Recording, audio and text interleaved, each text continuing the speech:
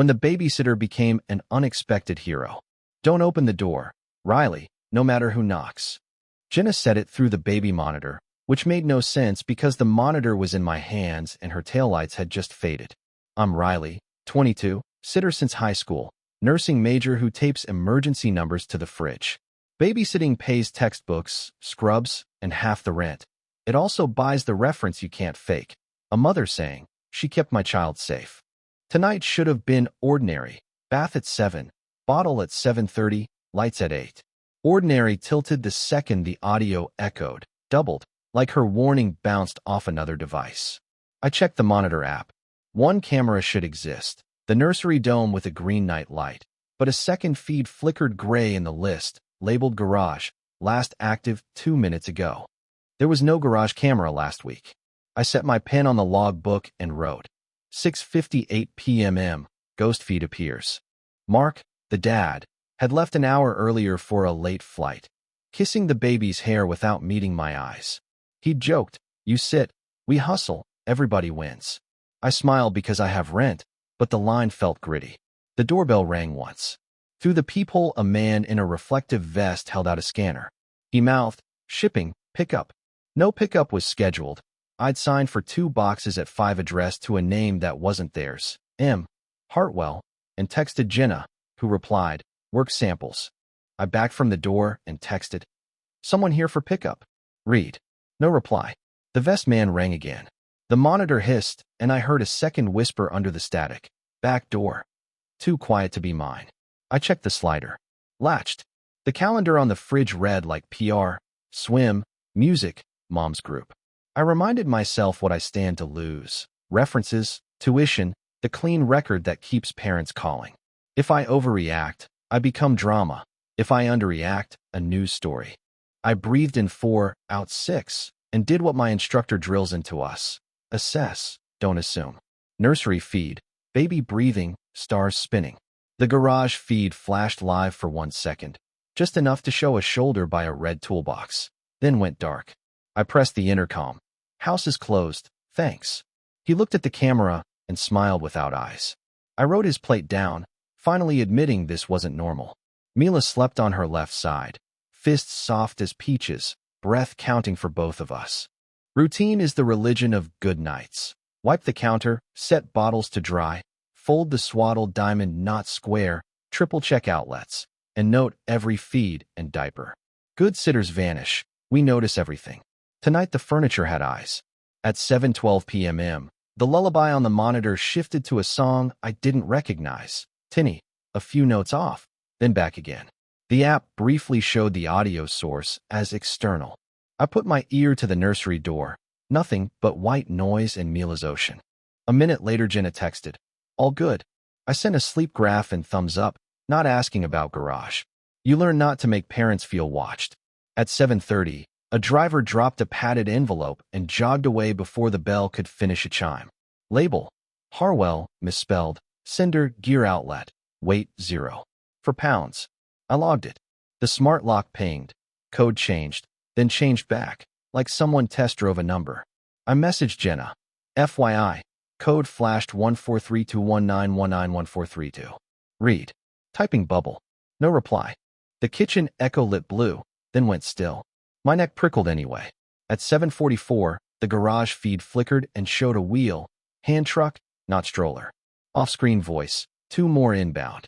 Device history, camera added 3 days ago by Mark's iPhone. Secret cameras change trust. I screen recorded the added by and saved it to a folder labeled ordinary tilt. At 8:02, Mark texted from an airport selfie. Same shirt, same gate. Everything smooth? The gate behind him matched a flight that departed at 5:55 p.m. per the airport site. Maybe he rebooked, or the photo was old. I saved the image and logged the flight info. Across the street, Mrs. Alvarez's porch light blinked. A sedan crawled past, reading numbers. Sometimes stories circle before they land. At 8:10, Jenna called. Everything good? She asked too brightly. Fine, I said. Though someone came for pickup. She exhaled.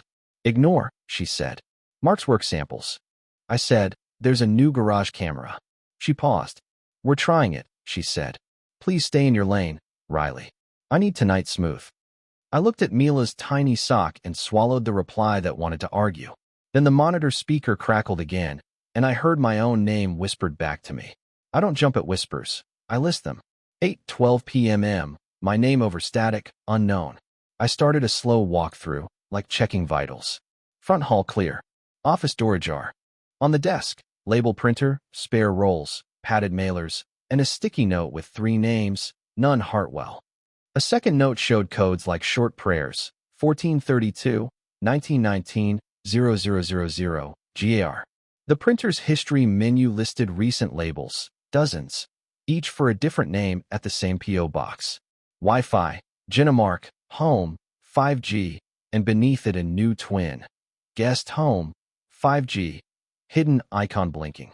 Mesh is normal, the timing wasn't. I toggled airplane mode on, then back, to capture the list with timestamps. The smart lock chimed again as if someone palmed the keypad. Peephole empty. I wrote, lock ping 819, nobody there. Mailers were pre-weighed, barcodes pre-generated, sender a shell, Hartwell Gear LLC. I Googled.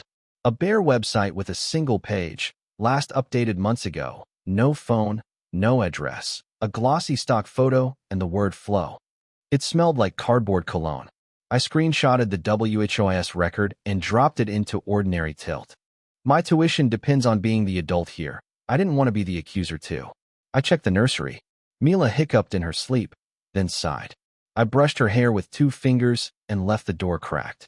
In the hall, an extra baby monitor receiver tucked behind a plant turned low. The back label was new. Someone had added a second receiver within the week. Who needs 2 if you're not in the house? The doorbell rang again, 2 quick taps like a code. I ignored it. My phone buzzed. Unknown. Shipping here. Quick pickup. I typed, no pickups at night. The reply came fast. Owner approved. I sent, owner unavailable. Read. Typing. We saw lights. I set the phone down and whispered, you saw me not opening. A second later, the garage feed flashed a shoe, then static. I put my back to the nursery door and waited. Mark texted, on my way back.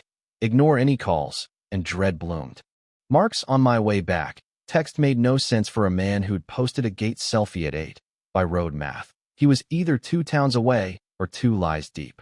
I wrote the time, 8:27 p.m., and turned the foyer lamp off to kill reflections on glass. A shadow crossed the curtain, hesitated, then retreated to the porch pillar. The baby monitor hissed, then picked up 2 voices not mine. A breathy male whisper, scan, then ring, and a second voice that sounded like Jenna's, low and clipped. Only if the code changes. I froze. The receiver I'd found behind the plant was acting like a walkie for the wrong team. I cracked the nursery door. Mila's nightlight made the mobile stars look like patient fireflies. I tucked the receiver into my pocket and took the toy box from the playroom, oddly heavy, with rubber feet like a safe. Inside, not plush animals, but anti-static sleeves, a nest of SIM trays, and a small heat sealer. My stomach did a slow tilt. The label printer cache showed 35 recent labels to the same destination with different names, returns consolidation, the kind of phrase fraud wears to church. I screen recorded the scroll, catching dates, weights, and the P.O. box number. Headlights swept the wall. A car idled, then cut engine. I texted Mrs. Alvarez, you awake? She replied instantly, watching your porch, Mija. 5 minutes later, she tapped, that man came last night too. 10:40, didn't ring. I asked if her doorbell camera caught plates. Yes, silver Camry, Y37, LNV, she wrote, sending the still. I saved it and labeled it CMRYPORCH_2041. The doorknob gently tested itself, just enough to click, but not enough to turn. The smart lock's log registered attempt, invalid. My pulse thudded so loud I worried the monitor would pick it up. I stepped into the hallway and dialed Jenna. Voicemail. I texted both parents. Someone is testing the door. Calling non-emergency. Mark replied instantly. Do not call anyone. It's a neighbor. I typed, which neighbor? But before I hit send, a key slid into the lock from outside, met the deadbolt, and stopped with a soft, furious thunk. I flipped the porch light on. Footsteps. Silence. Then the doorbell again, 2 fast taps like code, followed by the smallest scrape. Metal on the strike plate, like someone promising to be back with a better key. A minute later, Mark opened the side gate and stepped into the yard alone. He came along the flagstone like a man arriving at his own scene. No suitcase, no winded apology, no airport neck pillow to sell a lie. "Relax," he said, palms out, smile deployed. "Shipping mix-up, I'll handle it." I kept the deadbolt thrown and talked through the wood like a tired bank teller. "You changed the lock code twice," I said. "A man demanded pickup, no authorization, and there's a new garage camera." His smile thinned. "Sitters sit," he said softly, and it sounded less like a job description than a leash. "Jenna told me to stay in my lane," I said, "but my lane is the baby." As if on cue, Mila murmured. I heard her turn and sigh. Mark's eyes flicked toward the hallway like a compass needle. "Open," he said. "No," I said, and watched surprise write itself across his face in quick strokes. Annoyance, calculation, a discard of charm. "You're 22, he said, as if a birth year were an argument. "And you're late for a flight you posted hours ago," I replied, which is how I learned that not all men expect sitters to read departure boards. My phone buzzed.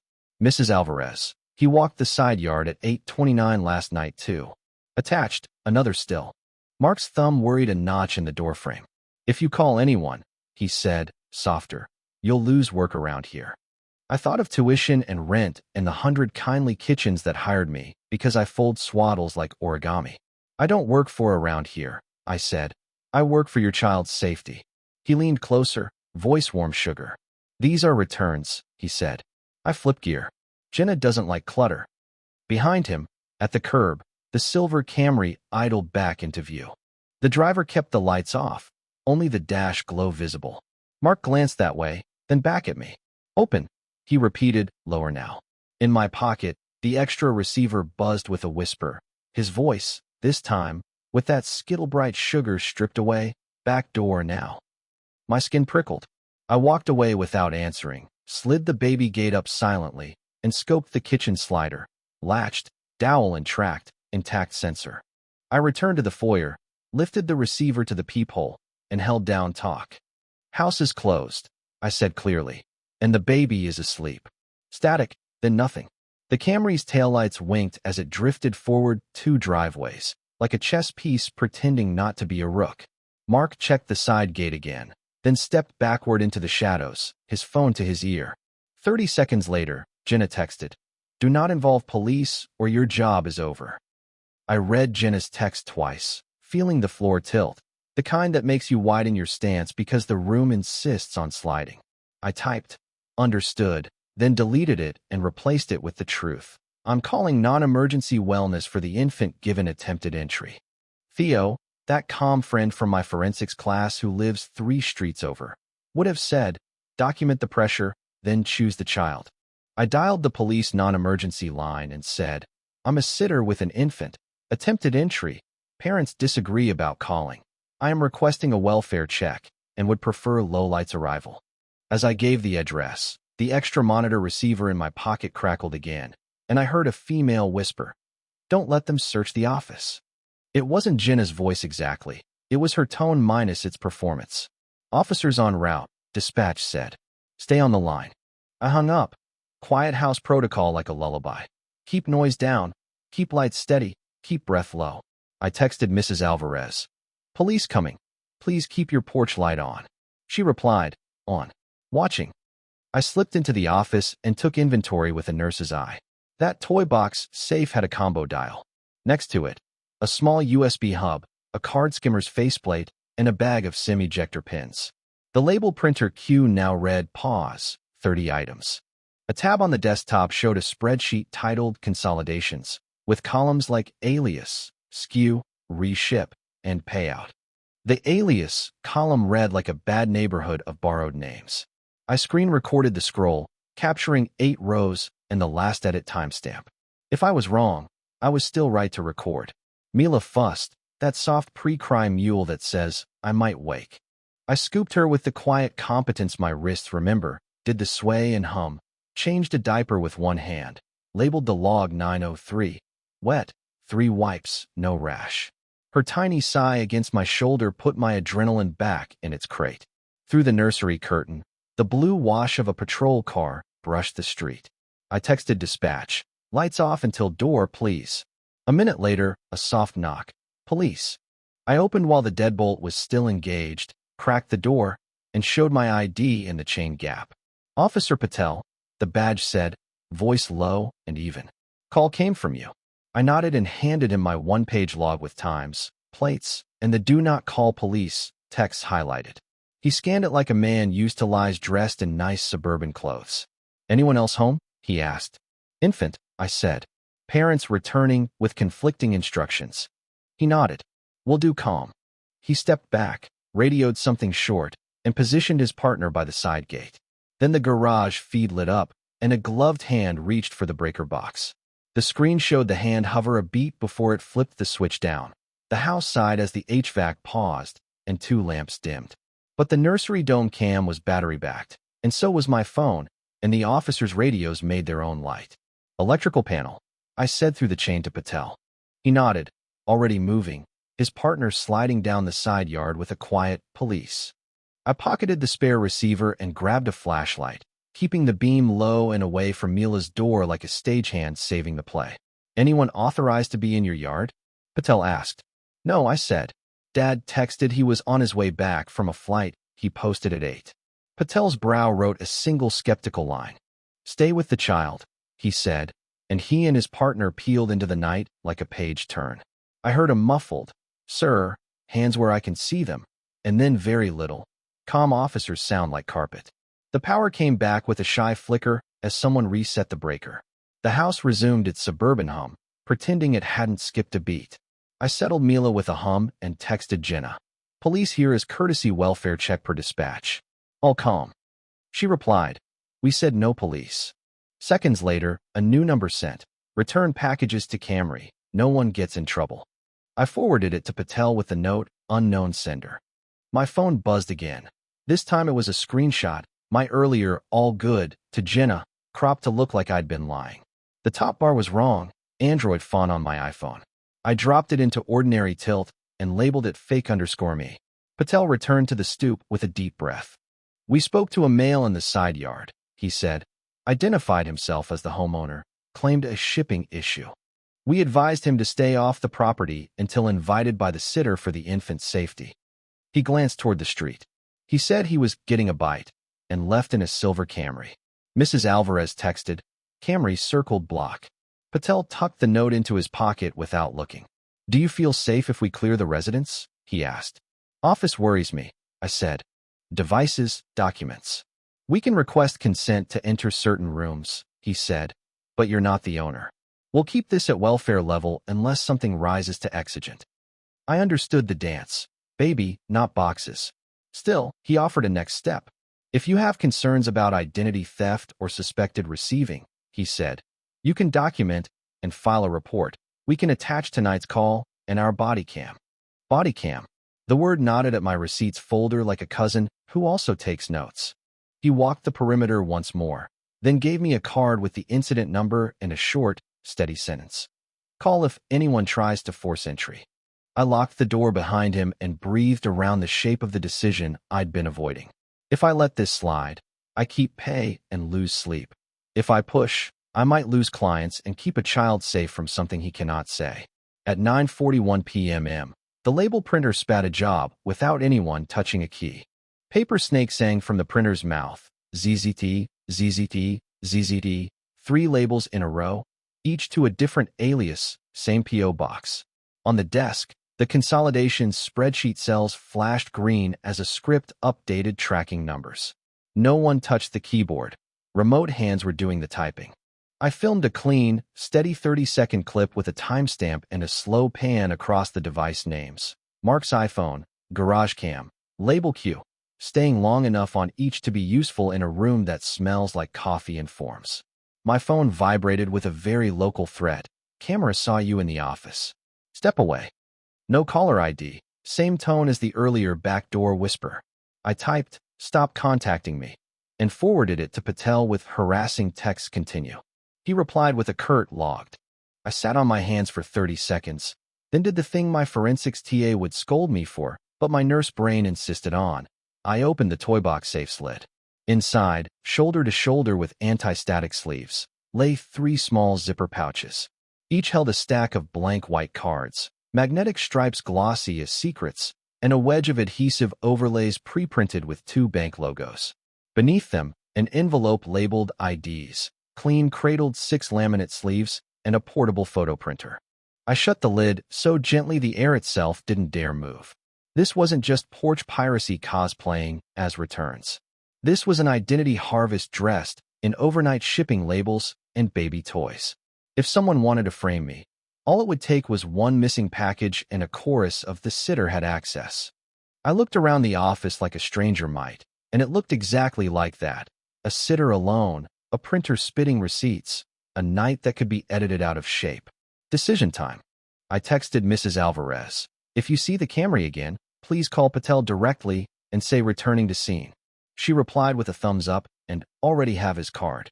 I bundled the baby monitor receiver, the fake screenshot, the label printer clip, and a short statement into a single cloud folder and mirrored it to my school email and Theo's. Redundancy is love. Cloud is a seatbelt. Then I built the plan Theo would call boring and Patel would call proper. 1. Keep the infant visible and safe, always between me and exits. 2. Schedule a wellness check follow-up for tomorrow with Patel and, if possible, a financial crimes officer. Ask about consent to view the office given infant welfare concerns and evidence of identity materials. 3. Set a fake pickup for tonight, 15 minutes from now, to collide with the officer's quiet return. 4. Message Jenna a neutral, documented update that forces a record. I hit send on "pickup confirmed in 15" and watched the porch go very still. I composed the neutral update like a nurse writes a chart note. Facts only, no adjectives. Update. Infant asleep. Attempted entry earlier. Non-emergency welfare completed. Porch pickup scheduled by unknown sender at 10:05 p.m. Will not open door. Please advise. Jenna read it at once and sent. We'll handle it. Do not engage. Mark, from a different number, wrote, "Leave package on mat and step away." I replied, "House policy. No after-hours pickups. porch-cam active. Officers notified." Seconds later, the doorbell camera app flashed a motion box. The Camry nosed to the curb with lights off, idling like a bad idea. I lifted Mila to my shoulder and paced the hallway's quiet rectangle, counting steps. 8 down, pivot, 8 back, so my body wouldn't shake out of time. At 10:04, the Camry's passenger hopped out with a scanner and empty tote. The driver stayed put, eyes on his phone. He rang twice, that same double-tap rhythm. I didn't breathe. The scanner man bent to scan the blank air, then tapped on his tote, annoyed, like props should cooperate. He peered toward the side gate. My thumb hovered over Patel's number, then texted, "They're here." Patel's reply came fast. 2 minutes. Stay clear of door. The scanner man called out, "Mark? We can't sit." I recorded the audio with my phone pressed to the window jamb. "Leave it," the driver whispered, like a line rehearsed too many times. Instead of leaving, the scanner man tried the handle, found it locked, and walked toward the side yard. I slid the baby gate higher and felt for the dowel in the slider track to make sure it was still snug. Blue ghosts washed the hedges. A patrol car whispered to a stop half a house down. Patel and his partner eased into the frame of the doorbell cam like quiet grammar correcting bad sentences. Slow, clear, inevitable. "Police," Patel said softly. "Hands visible, please." The scanner man froze, then bolted for the gate, tote thumping his knee. I heard a short scuffle, a radio click, and the careless clatter of the tote hitting concrete. A cascade of small rectangles skittered everywhere, flashing white edges beneath the porch light like startled fish. The driver's door flew open, and he shouted, "We're contractors," as the Camry lurched forward. The Camry clipped the curb, stalled, and Officer Patel reached for the passenger door. "Don't move," Patel said, voice still conversational as he pinned the tote with his shoe. The partner angled to the driver's side. The Camry finally complied and quieted, a sulky animal caught mid-slink. The scanner man puffed, hands up, eyes flitting from badge to doorbell cam to me backlit in the hall. "We pick up returns," he insisted. "Call Mark." Patel looked at the tote's spilled guts, stacks of sealed mailers with identical P.O. boxes, a portable mag stripe writer, and a cheap laminator still warm. He didn't say returns. He said, "What's your name?" And the man found himself briefly forgot it. Inside, I swayed with Mila and kept narration off my face. The extra monitor receiver buzzed in my pocket like a cowardly cricket, then went silent. Jenna texted, "Stand down. You're escalating." I answered, "Police initiated after attempted entry and breaker access. Infant safe." She read, typed, erased, typed. Nothing came through. Mrs. Alvarez sent me a tiny victory flag emoji, and HOA camera got good angle. Patel spoke into his radio, then looked up to the doorbell lens and, by extension, to me.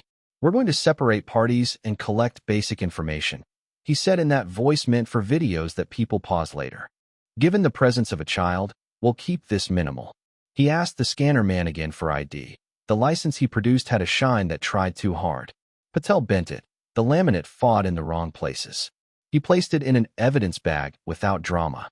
The driver, a man with sleep-starved eyes and a haircut done in a rearview mirror, said, "It's a side hustle. We didn't break anything. Let us go." Patel didn't answer. He peered into the Camry with a small flashlight and hummed like someone remembering a song. In the back seat, 2 more totes, a flatbed scanner, and a box of prepaid SIM cards with rubber bands like tiny handcuffs. He closed the door gently, as if not to wake a lie. Mark texted the thread. "Riley has gone rogue. I'm calling our lawyer." Jenna sent, "Please stop this." I typed, "I'm protecting your child. Office has materials that concern me. We'll inventory with officers if requested."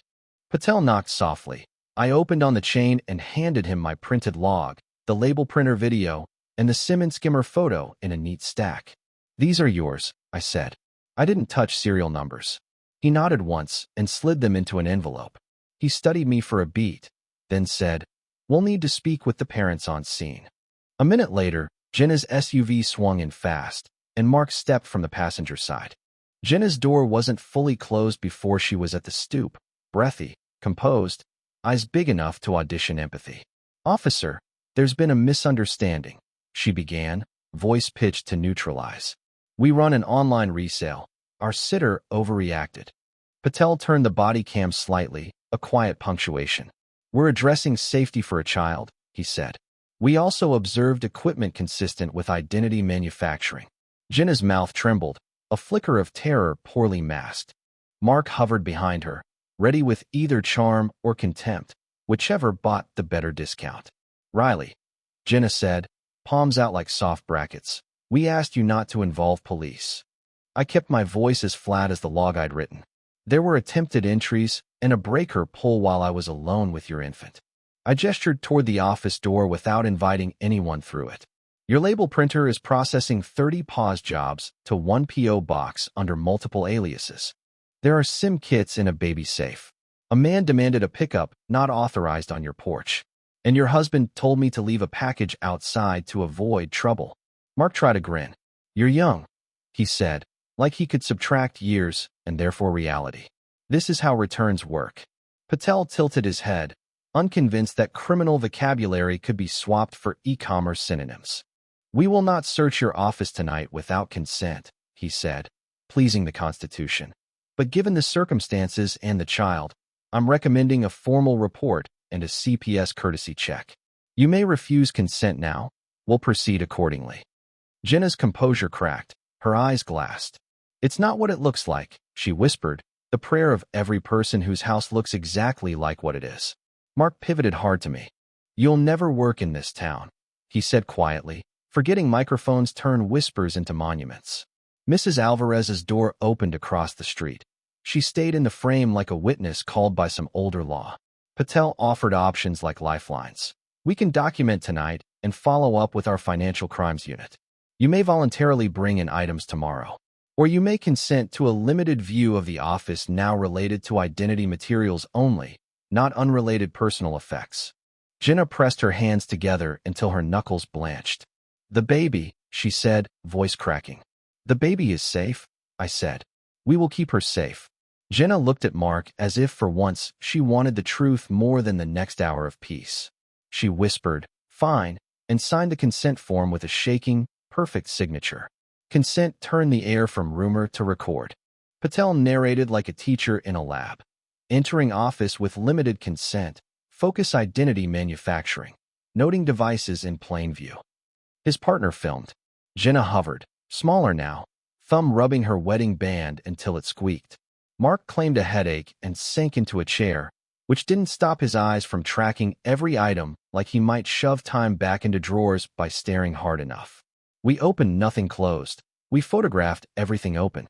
On the desk, the label printer spitting its third life, the spreadsheet, the portable mag writer with a memory card labeled Jawam, a cheap laminator, anti-static sleeves, 3 pouches of blank white cards, overlays with 2 bank logos, a stack of envelope-sized NFC stickers sold as smart tags. In the toy box safe, already ajar SIM kits, a small heat sealer, 6 laminate sleeves, and that ID's clean envelope. Patel didn't exclaim. He collected serial numbers, counts, the humdrum details that put handcuffs on stories. In a lower drawer, a tidy accordion file labeled Returns held photocopies of strangers' driver's licenses paired with refund receipts for electronics. Patel paused. Where did these IDs come from, he asked. Mark answered too quickly. Vendors. Patel looked at him without blinking. Real people have these names, he said, and Mark's mouth learned silence. Jenna whispered, Mark, please, but she didn't say stop, not yet. We photographed the label queue, aliases, and 1 P.O. box like a drum. Patel had me play back the doorbell cam clip of the contractor trying the handle. The tote spill looked worse on video, clean edges, intent scrambled across concrete. He played it again slower, then again, and finally snapped a still of the mag writer sliding out like a fish. He bagged the writer, the laminator, a sample of overlays, and 2 blank cards. Limited seizure under consent, he said, to the camera and to the room. Mark found his voice by turning it on me. Are you proud, he hissed. You ruined our night and scared the baby. Mila slept through that line. Reputations, not infants, were his audience. I held my breath to keep from throwing words like plates. Patel stepped between us with the gentleness of a guard dog. You'll both receive case numbers, he said. Financial crimes will contact you. CPS will likely request a welfare visit tomorrow. Comply fully. Counsel up if you wish. Jenna's composure crumbled all at once. She put her face in her hands and made a sound that isn't for rooms with cameras. Then Mark pointed at me and said, Check her bag. Our package went missing tonight. Accusing a sitter is a classic, shabby move. It transforms a whistle into a suspect. Patel didn't blink. What package? He asked, neutral as a metronome. Mark gestured at the desk like a magician with no rabbit. The Hartwell sample, gone. I said, nothing left this house, because truth is a small room and I was standing in it. Patel held up a hand to quiet the overlap and asked me to step to the entryway with my backpack. We'll document this to close the loop, he said, eyes apologizing for procedures and dignity. I laid my bag on the console table like a surrender flag and unzipped every pocket. Out tumbled exactly what should: a folded spare onesie, wipes, a granola bar, a pen, a little spiral notepad with the duct-taped corner, a portable phone battery, a nursing textbook with 3 sticky notes, and a binder clip I keep because the world loves stray paper. Patel glanced briefly, then did the bag himself, slow and thorough, like teaching a class on not missing something important. He found nothing because there was nothing to find. He thanked me like a colleague. Jenna's shoulders sagged an inch, then lifted again as the impulse to rescue the evening returned and failed. Mark pressed, desperate. Maybe she put it in the stroller, he said, choosing any noun within reach. Patel checked the stroller basket with a flashlight, made a neat circle with the beam, and moved on. We have video of the tote spilling, he said. We'll inventory those items against your missing claim. The neighbor's porch camera dinged. Mrs. Alvarez sent me a tiny clip, timestamped 10 hours, 5 minutes, and 23 seconds, showing the scanner man pocket a small mailer when he tripped. I held it up. Found your missing package, I said quietly. Patel forwarded the clip to his email and then to body cam with a short narration. Alleged missing item appears to be removed by pickup party. Mark's face went an expensive shade of red. He opened his mouth, then closed it around emptiness. We're done for tonight, Patel said. The infant remains with the parents. The sitter is released. Evidence is logged. Reports will follow. He turned to me and lowered his voice. Expect backlash. Document, don't dialogue. If you receive threats or your employer attempts retaliation for a lawful welfare call, notify us. He offered a short, almost smile. Document boringly, Ms. Riley. I packed my bag with hands that finally shook now that the room had stopped. Jenna touched my sleeve. I'm sorry, she whispered, a sentence that tried to turn itself into a different tense and couldn't. I nodded once. Forgiveness isn't a night shift. I kissed Mila's forehead and she burbled a little sigh that made me believe in small, stubborn good again. Walking down the path, I felt my phone buzz with 3 messages at once. 2 from unknown numbers, 1 from a parent on my client list. The client's text read, "We saw the neighborhood posts. Are you safe and available Friday?" Back in my tiny apartment, I poured cereal like a ceremony and opened the log to finish the day, the kind of aftercare they never teach you for other people's storms. 2 unknown numbers called me a snitch, block, and screenshot. Jenna sent a single line. CPS will probably call. Please cooperate. I typed, I will, and meant it. My client, the one who texted, booked Friday and added, we trust sitters who choose safety over easy. I cried, not loud, just the kind of tears that wash antiseptic over scrapes you got doing the right thing. The next morning, CPS rang. The worker spoke the language of calm scaffolding. Courtesy check, brief home visit, no accusations tonight. She asked measured questions about the infant, the house, the night. I answered like a chart, dates, times, behaviors. After lunch, Detective Sloan from Financial Crimes left a voicemail. We'd like to review the label printer video and the spreadsheet. Officer Patel forwarded your contact. I sent the folder link and asked if they needed originals. Yes, please, she wrote, and any cloud metadata. I mirrored the files to a drive and Dropboxed it like a lab sample. At the HOA meeting that evening, because suburbia loves agendas, the president slipped porch safety between landscaping and pool hours. Mrs. Alvarez, saint of eyes and timing, played the Camry clip on the projector. There were gasps, a few pointed looks at me that slid into embarrassed nods. Our sitter followed protocol, she said, planting a flag so simple it looked like grass. Let's not punish people for keeping babies asleep and doors shut. Mark was not present. Jenna sat in the back, small, sunglasses on indoors despite dusk. Sloan called during the meeting's cookie break. The mag writer you bagged matches a badge from a skimming case, she said. Your spreadsheet video shows payouts tied to a drop account we're already watching. Thank you for clean captures. We'll handle the rest. Relief landed like a heavy coat, finally shrugged off. What about the baby? I asked. CPS will decide services, she said. Our side is money and identity. There's a safety. That night, I wrote a new sheet for my sitter binder titled, Riley's Boring Rules, with boxes to tick, door codes logged, deviations noted, second networks flagged, new devices photographed, consent boundaries clarified.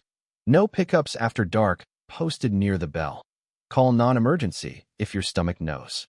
Then I added a parent's version, camera placements disclosed, returns limited to daytime, no alias packages, sitters empowered to call. I fell asleep with my phone quiet for the first time in 24 hours and woke to a headline on the community app that changed the temperature of the whole street. Local returns ring bust, 2 arrested, baby safe, investigation ongoing, the banner read. The app post linked to a short police release, 2 individuals detained, 1 contractor, 1 homeowner, for questioning related to identity manufacturing and fraudulent shipments. Evidence seized, child welfare notified, no further details pending investigation. It didn't name Mark. It didn't need to. Jenna texted me, Mila is okay, and a photo of tiny feet in yellow pajamas. I replied, I'm glad, and left it there. Forgiveness is a future tense I might conjugate slowly. I wrote what YouTube calls the ending beat, but in real life it's an index card taped to a fridge. Never let peace mean ignore the weird. Borrow my boring rules. If you babysit, keep a log like a medic and a cloud like a librarian. Learn the sounds of your house. If you're a parent, write down consent once and honor it like a helmet. Ask yourself who benefits when a sitter looks naive. The answer is never the baby. People messaged all day, sitters with stories, parents with apologies they'd owed their own sitters, a grandma who wrote, Thank you for choosing the phone over the front door. I saved the nice ones. The burners still nipped at my heels, but smaller now, like mosquitoes who sense winter. Detective Sloan sent a tidy email. Your captures were pivotal. We won't need more unless counsel asks. Officer Patel called once, to say the thing I think he says to himself after the long ones. You did what you were supposed to do. Friday came. I washed bottles in someone else's sink, folded a swaddle diamond, and turned on the dome camera with its green night light that means a baby's ocean is calm. My hands remembered, and my shoulders unclenched, and the floor felt level again. When the doorbell rang for an ordinary package at noon, the mom signed for it herself in daylight, and we laughed at how quickly normal can take a breath when you let it. Before bed, I printed my log, slid it into a plastic sleeve, and labeled the spine ordinary tilt, because sometimes ordinary stays upright only because someone put a hand out. I am 22, and this was not the first night something felt off, but it was the night I decided that rent and references don't outweigh a baby's quiet breath. I turned out the light and texted Mrs. Alvarez a good night, and her porch camera winked like a lighthouse across the dark. Tomorrow, I'll laminate the rules and tape them up where fear starts whispering.